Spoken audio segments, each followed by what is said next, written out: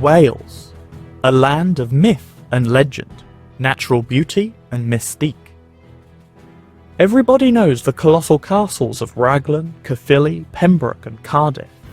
But in today's video we'll be exploring this great countryside as we uncover the lesser known historic castles which crown the hills and valleys of South Wales. Welcome to the Hidden Castles of South Wales.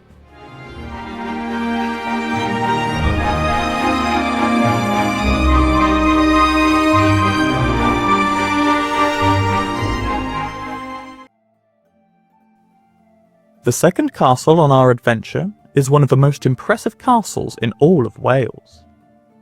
Welcome to Laugharne Castle. It is thought that the first castle built on this site was constructed in around 1116. However, the first reliable reference to a fortress here comes in 1189 when a Norman castle was under construction under the orders of Robert Courtman, who was likely a Norman marcher lord.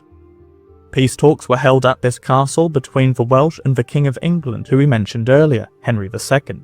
But hostilities broke out after Henry's death when the Lord Rees seized the castle. The imposing fortress that you see today is largely from the 13th century, where castle building arguably reached its pinnacle in defensive construction design. The castle's location, sitting atop a low cliff, makes the walls look very tall and formidable, and makes for some beautifully picturesque scenes. The small river that cascades in the foreground is the Coron stream, which feeds into the Taff estuary. During the Middle Ages, the water likely came right up to the cliff edge and, by default, the castle walls, making this a truly well-defendable fortress. The castle witnessed some turbulent days during its lifetime. In 1215 it was largely destroyed by Llewellyn the Great, and another siege in 1257 saw the castle burnt to the ground, leaving behind just a stone shell. The 14th century, however, saw a time of peace for Laugharne, with more construction work focusing largely on renovating the domestic buildings inside the castle rather than the defences itself. Financial strains began to impede the success of the de Brian family who owned Laugharne Castle, and for a period of time only a section of the castle was actually lived in, with the rest being left to disrepair.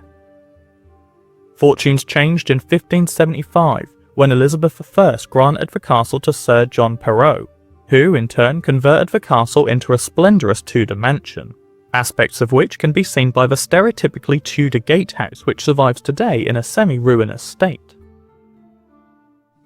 Interestingly, it is understood that the original medieval castle was mostly built from red sandstone before its later 13th century expansion, and this original stone can still be seen dotted throughout the lower sections of the castle walls and towers. By the time of the English Civil War, Laugharne Castle was already in a mostly ruinous state, but the final nail in the coffin came when the Royalists captured the castle in 1644, followed by a swift recapture by the parliamentarian forces, where Laugharne Castle was subsequently slighted and left to ruin. The decaying fortress spent the remainder of its life as a romantic ruin throughout the Victorian period, and now is under the protection of Cadw, where it stands proud as a hidden gem in the quaint little Welsh town by the water.